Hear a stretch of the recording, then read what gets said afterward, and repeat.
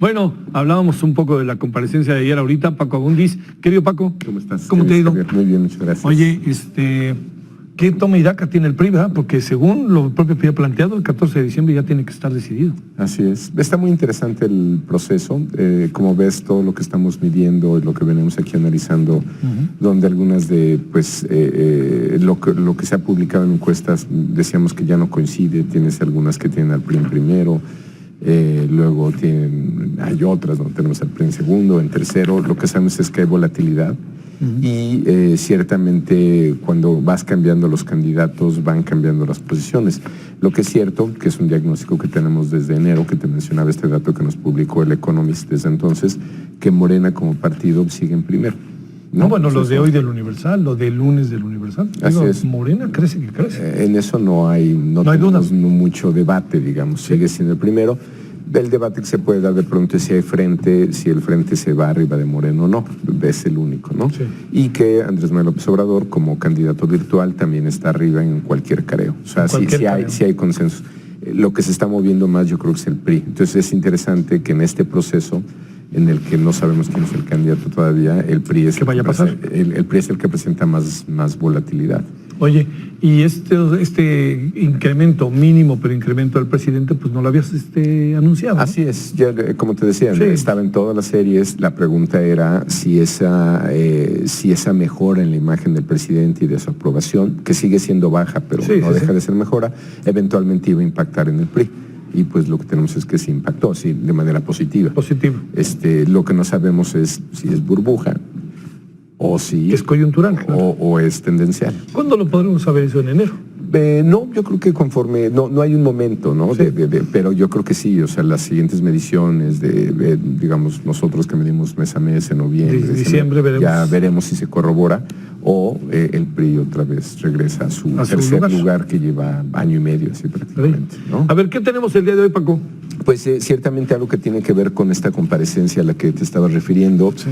Este estudio que presentó Causa en Común, que me parece muy interesante y me parece muy interesante ponerlo en perspectiva. Estos no son datos de ellos, es una compilación nuestra, pero que irónicamente, a pesar de las reacciones del gobierno federal o del secretario de Gobernación o probablemente del presidente, pues más bien les da la razón. Es decir, esto es un estudio de 32 policías, donde cuando ves las condiciones de la policía, pues hay que cuestionar todo. Cuestionas a la institución, cuestionas al policía, al individuo y a nosotros como sociedad y a los gobiernos locales, ¿no? Y veremos las condiciones. Pero esto, Este es el primer dato, Javier, que yo creo que es el primero que tenemos que revisar, repensar, analizar.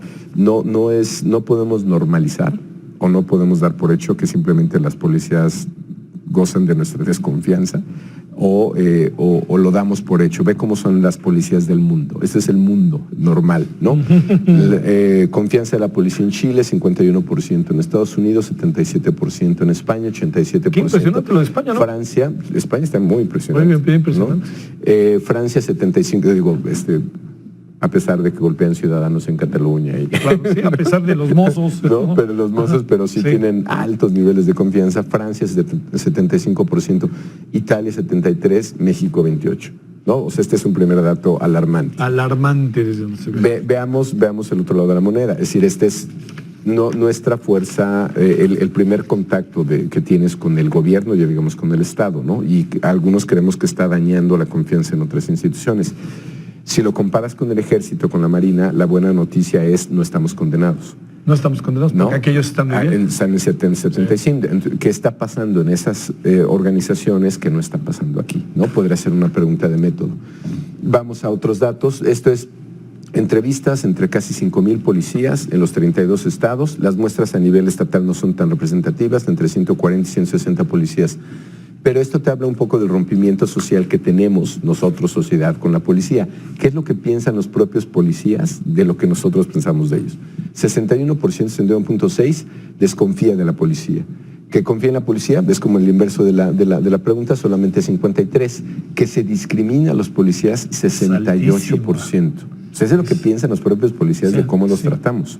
Y luego valora la policía solamente 35%, ¿no? O sea, esto te habla de lo que ya saben los policías, que la sociedad ¿no? Piensa de ellos. Y entonces te habla otra vez de, esta está muy buena. Esta que imagen quede claro, esto es lo que piensan los policías de lo que piensan de ellos. Así, y en estudios que hemos hecho entre la sociedad respecto a las policías, simplemente corroboras esto. Corroboras esto, no es diferente. Exactamente.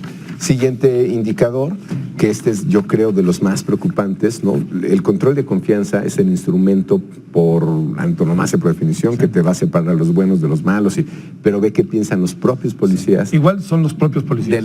Todo esto es qué piensa la policía, en casi 5,000 policías de 32 estados. ¿Para qué sirven los controles de confianza? Dar de baja de forma errónea a buenos elementos, ¡Wow! 49%. La mitad. Dar de baja a malos elementos, 43%. Ahí tiene otro lado. Es decir, ellos mismos están cuestionando los instrumentos con los que se les evalúa, ¿no? Y la mayor parte de ellos considera que no es un instrumento útil, digamos, o que esté separando, o que no esté discriminando, digamos, el buen policía del mal policía. Siguiente gráfico, las condiciones en las que trabajan. Esto es básicamente todos los elementos, digamos, que con los que ellos están, con los que laboran, ¿no? Ve nada más, entre botas y uniforme, 41% compra sus botas, 38% compra su uniforme, ¿no? 26% reparaciones de patrulla. Si eres con lo que ganan. Voy a lo más básico, exacto. Con lo que ganan. Claro, sí. Voy así laboran las policías. Otra vez, es importante decir, esto es policías estatales. Sí. De hecho, es interesante porque la Policía Federal sale relativamente mejor. En esos niveles de confianza que vimos ahí, hay alguna diferencia entre ser policía municipal, estatal y federal. Y el federal es el mejor evaluado con mucho. Pero sí te diría que esto lo vemos en general, ¿no? Siguiente gráfico. Está también rudo, ¿verdad? Pues son los salarios, ¿no? Sí. Es decir, si tienes que comprar tus botas, tu uniforme, ¿con qué lo compras? Pues con salarios quincenales que van de 5,000 a 7,500, 39%, y de 2,500 a 5,000, 40%. Aquí tienes casi el 80% de la policía. Y además tienen, ¿no? Claro. Y ese, híjole, bueno, ¿en qué condiciones está? Así es, entonces, bueno, digo, todo el análisis que yo creo que deben ser otra vez, no solamente como gobiernos, como sociedad, es cómo estamos tratando nosotros a la policía, y entonces, pues, no debería de ser tan extraño que esté pasando, ¿no? Lo que está pasando. Lo que está pasando, ¿no? Sí. Finalmente, Javier, ¿Qué piensa la policía que podría mejorar esta situación? El reactivo con mayor, digamos, el 70%, preparación. Sí, creo que la pregunta o el cuestionamiento es, ¿tenemos un modelo de desarrollo policial para... Sí. Además viene toda la parte de crimen, que esa es otra cosa que fue interesante de lo que se presentó en Causa en Común. El que tengas mejor policía no te reduce necesariamente las condiciones o los indicadores de crimen, pero sin duda, ¿no? Eventualmente hay una relación o los reviertes. Claro. Pero bueno, este es nada más 6 gráficos de un estudio que fue mucho más amplio, pero que te da una buena idea de qué es lo que está pasando con nuestra policía. El 54% te dice, me puede ir mejor si me pagan mejor. ¿No? Sí. Número de policía 67, este es tal vez más perceptual, pero como dices, salario, por ejemplo, capacitación. Y como se aparece esta, ¿no? Una mayor relación con los ciudadanos.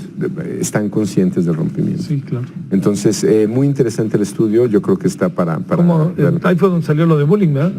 Sí, y bueno, por eso digo que es un poco irónico, porque en realidad este estudio le da la razón al gobierno federal o al propio secretario de Gobernación. De su mirada sobre... Exacto, porque esto lo que te dice es realmente tenemos problema en lo local. Yo tengo la impresión de que el presidente quiso decir como otra cosa, pero el problema está en que una cosa es lo que quieras decir y otra cosa es lo que todos interpretamos. Así es, o como se leyó, ¿no? O como se leyó. Me parece que eso es más indicado, cómo se leyó.